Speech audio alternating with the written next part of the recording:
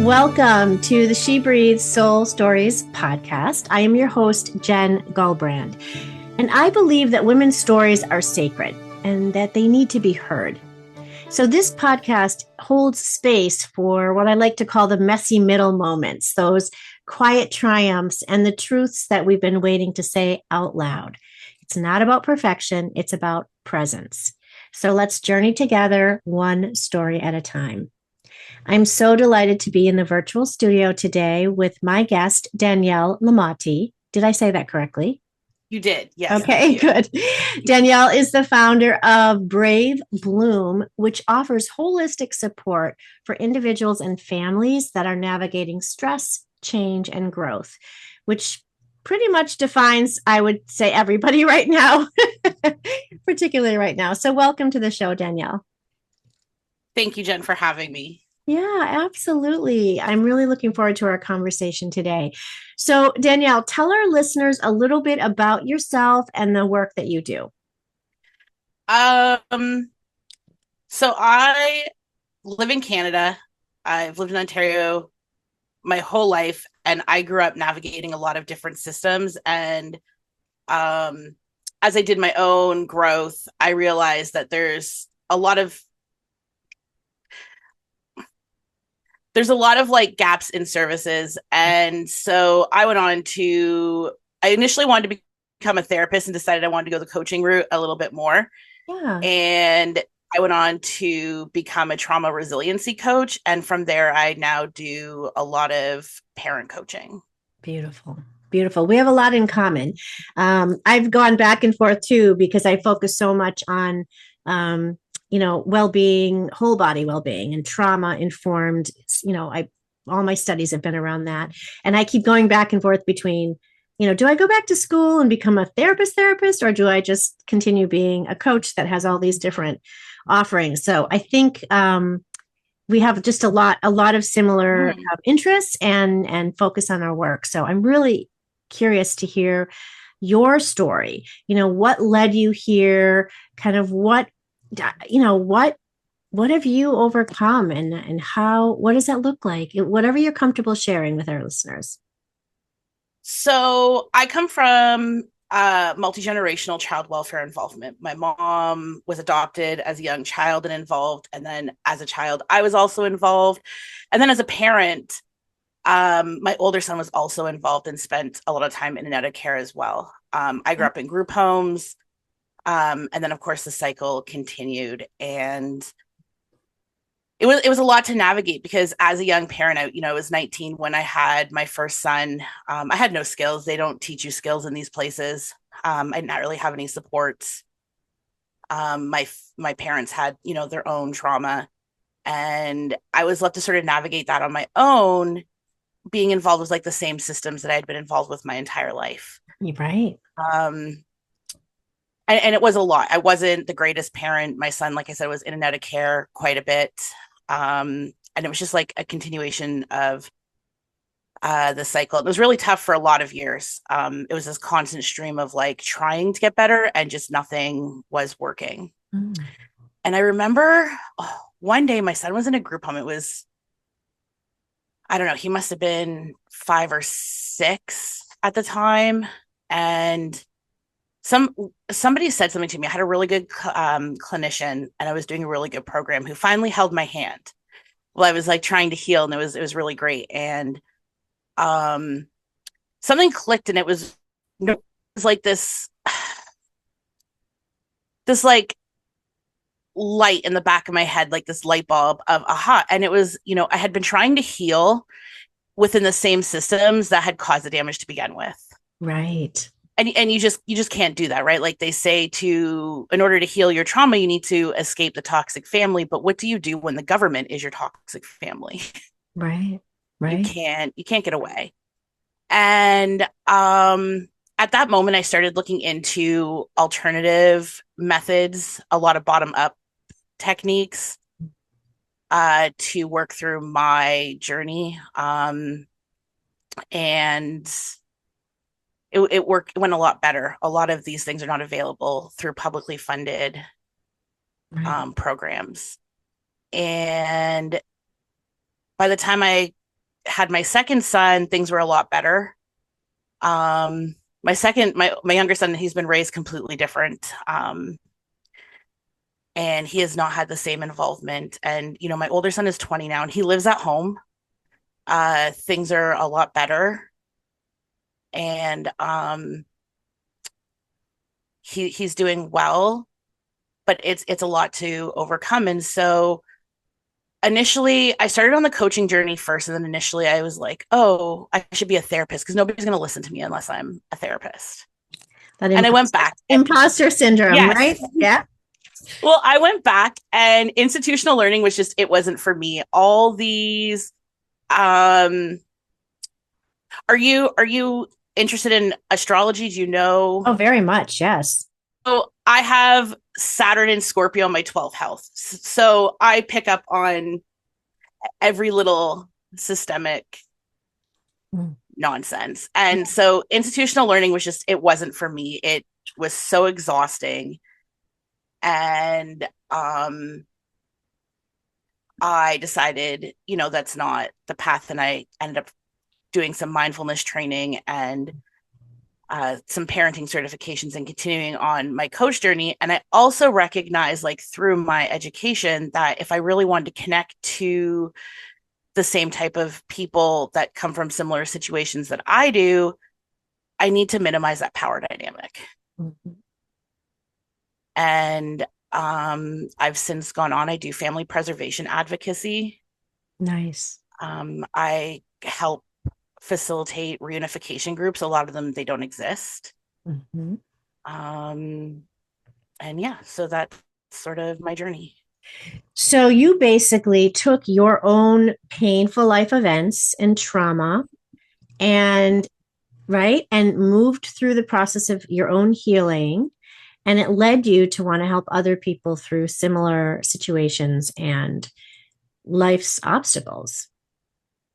It did, yes. And I have a very strong, stick it to the man drive. I don't want to say mindset. It's more of a passion. It's a drive. And I really like creating services through like accountability for professionals as well. Mm-hmm. Nice.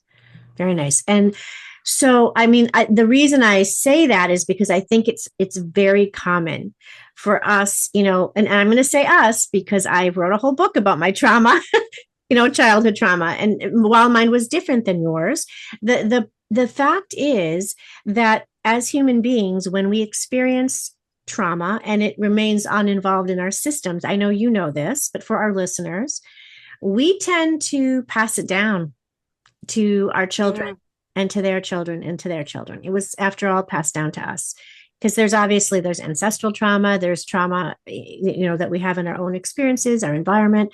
So I think it's so beautiful to meet somebody like you who was able to break those patterns, break those patterns of suffering and see that you wanted something different for yourself and for your children. And then to be able to take that and help other people, right? That gives you so much credibility in the work that you're doing because you've lived it. You really truly understand it. Like you said, breaking down that sort of power dynamic is really important. So I applaud you for moving through your own stuff and then, turning that into an opportunity to help other people.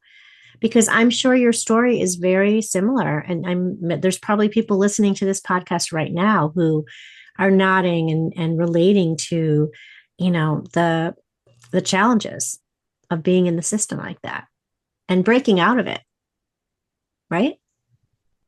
Yeah. Thank you for those words. And I think it's an important point. We talk about like everybody's trauma and, we get caught up in, or I used to get caught up in, coming from child welfare and coming from the system and former youth in care, except when we look at like, especially system navigation, it encompasses so many different people and all systems, whether it's, parents of high support needs children or special needs children,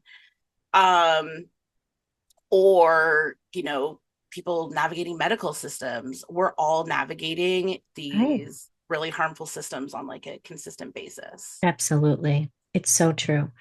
And so what inspired you to, I know this isn't your first podcast and I know you do speaking at universities and stuff, which I think is great. So what inspired you to kind of share these deeper parts of yourself and of your life publicly? Because I know from personal experience that that is difficult. It is difficult. And, I remember I was reading your website and it said you labeled yourself the shame slayer. Yeah. And I love that so much because I feel that shame has a lot to do with it. I come from a Huge. highly stigmatized background. Mm, There are a lot of people that are like, oh, if you were such a bad parent before, what makes you think you're better now? We have like this narrative in society that people who have harmful behaviors, they don't get better. right. They don't change. And there's a lot of shame and stigma attached to that. There's a lot of shame attached to, people who are involved with child welfare come from that background. And this is especially true with people who are using, different community programs or therapists. They see a parent struggling and their first thought is to, put in a call to child welfare rather than work with a solution. Or Right. if this parent is having trouble, what's deeper behind that? Right. And I think that it's really important to be honest about where I've come from and what I've had to overcome and how that looks, Mm, to support not just other people that are overcoming the similar situations, but also service providers and professionals to help change their views on how they view their clients. absolutely. There's so much room to do better, right? Yeah. Absolutely. And shame is huge. I have a whole book drafted about it because I feel like it survives in silence. And just like the limiting beliefs that we develop about ourselves, from everything we experience, then these other people's stuff is put on top of that. And it's just, we can get really paralyzed by shame. And I don't think we talk about it enough. I really don't. I think that and to your point, people who are working in these professions may not even realize that they're fueling that, you know? Absolutely. And, I agree. And I think that's why one of the reasons that I share my story so freely, and there's not much that I won't share. Yeah. And I spent my entire life being shamed. There's like this whole thing where it's always somebody else's fault. We do it a lot to like children that are in foster care. If they have a concern, it must be their behavior. Like these traumatic behaviors that children experience in these situations are pathologized, Right. and they're silenced. Mm-hmm. And it's this consistent place of like playing ball with shame. And I just gave it back. It's not mine to carry. Great. So my story might have been different if the people responsible for supporting me had the tools. And, I grew up in the 90s, the late 80s, the 90s. I understand that those tools didn't exist. We're only just learning about this stuff now. Well, some of it's really ancient. It's just that they weren't, it wasn't part of our sort of mainstream, way of being for sure. Yeah, I agree. And that's where like the forgiveness piece comes in, because I don't hold anything done to me, as a judgment of those people, but we have to talk about it. Yeah. Absolutely. And that's how people get better, is we open those doors and we talk about it. Right. And how does this act of sort of telling your story contribute to your own sense of empowerment, right? I mean, I think that it allows us to really reclaim power over those narratives, over the limiting belief systems, over the shame. Would you agree? Absolutely. And it's funny because I tell my kids that accountability is a superpower. Mm. The ultimate control is the control you have over yourself. And if you can hold and honor the deepest, darkest versions of yourself and the really not great stuff that you have done, then nobody has anything to ever hold against you. Exactly. Because you've already owned it. So freeing, right? Yeah, for sure. Did you have ever, I mean, at any point have any sort of reservations or fears about about opening up in this way? And if so, how did you overcome them? I did. You know what? Going back to school really helped. Yeah. It made me really angry. Mm, Like, and so I started sharing parts of my story and what I had gone through, you know, to sort of combat what we were being taught. yeah. And it became really freeing. And, I had professors that were like, hey, do you want to come and speak? We really need this type of critical thought. And it turned out that as I wasn't as silenced as I thought I was going to be. I'm very regulated, and so I don't approach these topics in a way of attack. Oh, I'm sure. very gentle, and I feel like that's really helpful. And having those skills made it so much easier to open up. Absolutely. Can you share like a specific moment of your story that you believe has helped you to inspire or empower other people? So let's say this sort of stigma around being a bad parent, right? That you really had to work through that for yourself. How I mean, have you how tell us how you've helped someone else around that kind of similar journey? Um, I work with quite a few parents who are involved with child welfare, and a lot of them have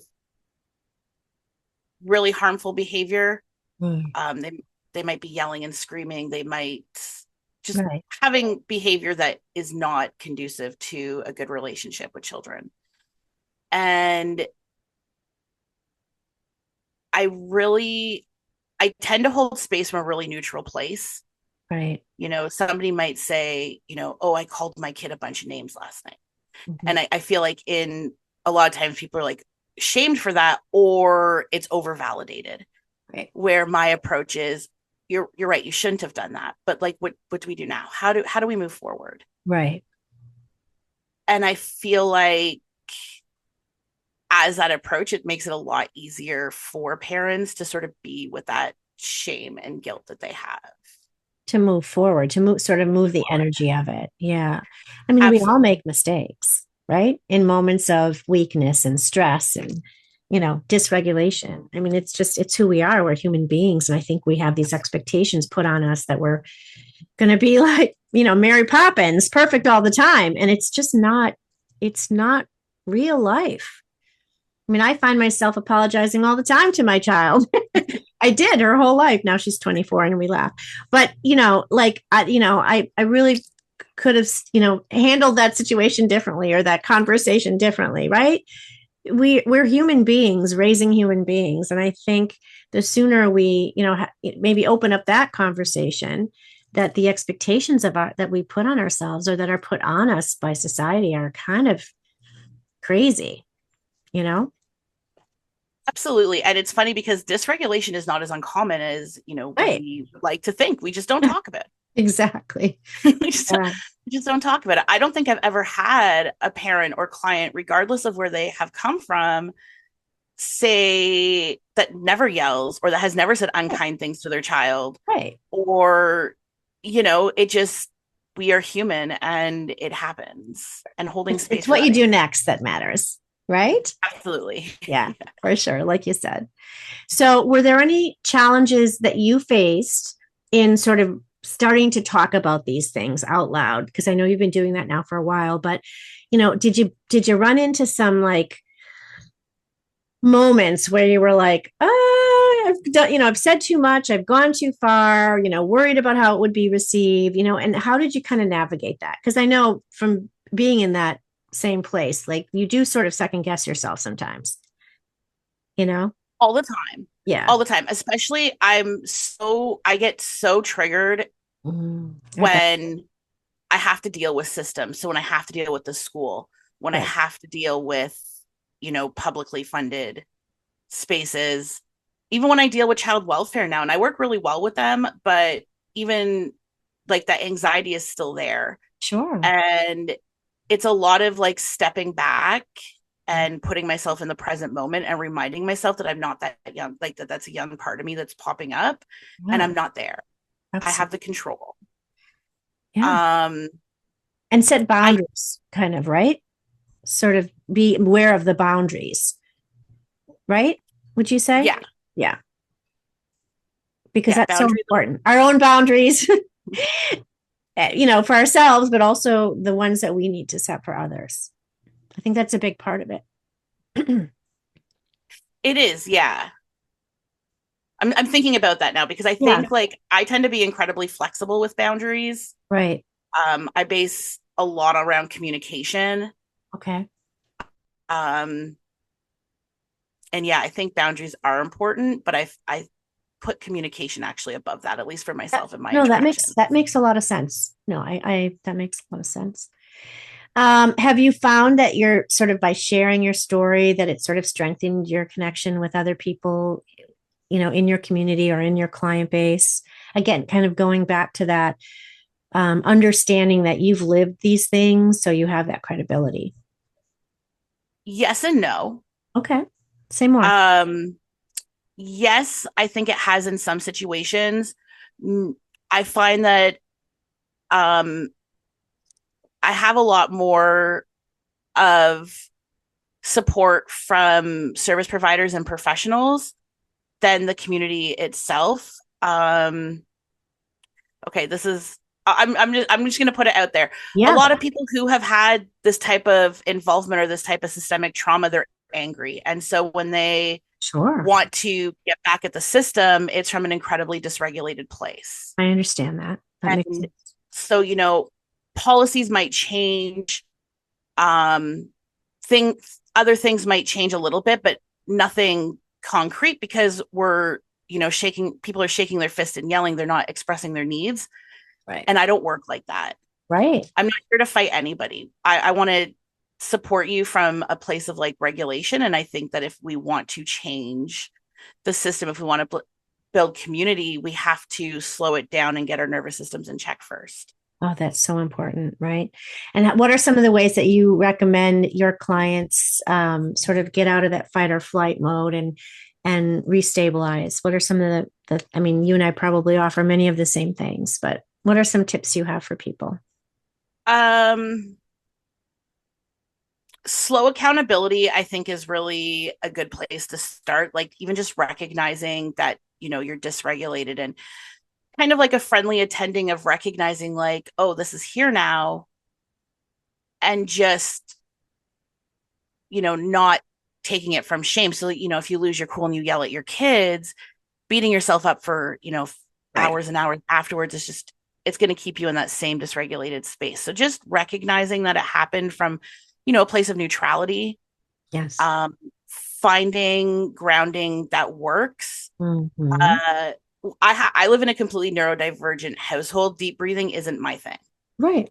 And so if I'm feeling dysregulated with, my son, I might start jumping around and dancing, I or was just I going to might start with say, some sort of like adrenaline play. yeah, somatics, getting into your Yeah. body. Absolutely.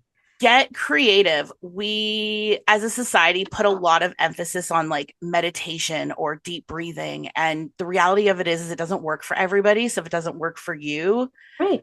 that's What else cool. does? Yeah. What else does? And if Right. something doesn't work, that's okay. Try again later. Yeah. Try I think something else.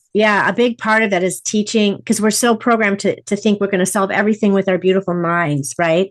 And talk our way, back to ourselves, but it's all really residing in our body. So Mhm. what does your body feel? Recognizing that, right? And how can you, release the tension? Like you said, dancing, moving, jumping, right? Taking a walk, whatever it is to reconnect with your body, I think is such a key, a big part of my training is all around the somatics because we really, you can talk till you're blue in the face, Mhm. but if you're not feeling it in your physical, it's going to kind of linger and not get resolved.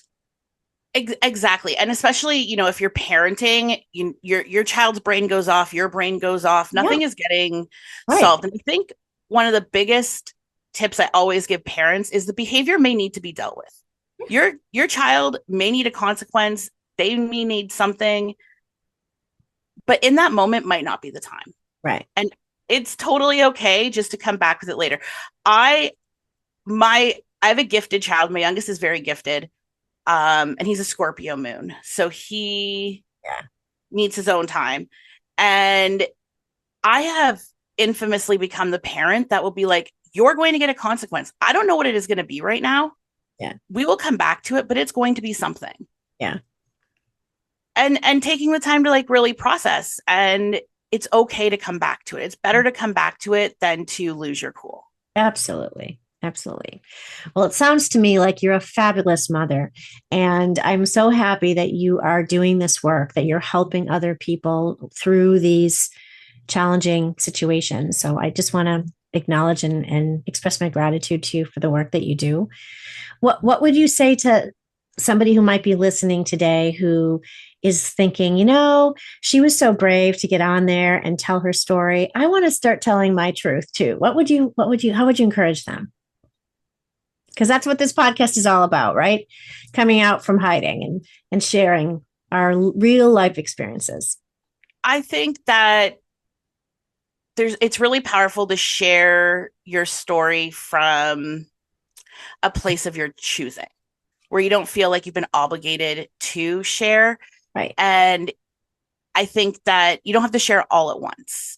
Right. You don't have to share it with everybody. You don't have to share all at once. And you don't have to get on a podcast. Yeah. You don't have to get on a podcast. You don't have to like tell anybody your life story. Right. You don't have to do any of that. I think it's important to start as small as you need to start, and come from a place of regulation. I think shouting a story at somebody is a lot different than just sharing stories. And so even if somebody wants to share their story, it's really important to make sure that you're ready. Oh, absolutely. And maybe it's just to a friend, right? Or a coach, or, you don't have to get on this big platform like we're doing. It's really just finding a safe, I always say you need a safe container, right? Where you feel like you can share something that's going to really be seen, heard, and listened to. That's the key, right? Yeah. Absolutely. Wow. Yeah. And just as small as you need to go. Exactly. Yeah. And you'll feel so free. At the same time, and I'll just say this because this is how I did it, you can also, if you feel like sharing stories from very small chunks is daunting or harder, it's okay to also just rip the Band-Aid off. That's right. That's what I did. Wrote a whole book about it. Goes to like, yeah, accepting what you need in that moment, what's going to be best. But staying silent is never the answer. It's not. It just, because it just festers there. Well, I've really enjoyed getting to know you and having this conversation with you. And I'm, again, very grateful to you for the work that you're doing. So I just want to state that again. How can people get in touch with you to connect and collaborate? You can connect with me on LinkedIn. Oh, great. My name, Danielle Lemottee, or on or on your website. Facebook. Okay. Yeah, Facebook or my website. Things are sort of in transition right now, so a lot of that will be changing. Right. Oh, so but it's Brave Bloom. Yeah. Correct? Okay, Brave Bloom Coaching Service. Yes. Okay, and I found you very easily on Facebook. So thank you again for being brave and coming on here and sharing your story. And I know that it will resonate with so many people who are listening today. And thank you to our audience for being here and for supporting this podcast and supporting Danielle and telling her story. And if you have a story that you'd like to share, please don't hesitate to reach out to me, Jen Gulbrand at JenGulbrand.com. And we'll get you scheduled to get on the show and when you're ready and share your story. So thank you again, everybody. Thank you, Danielle. Have a beautiful day. Until next time.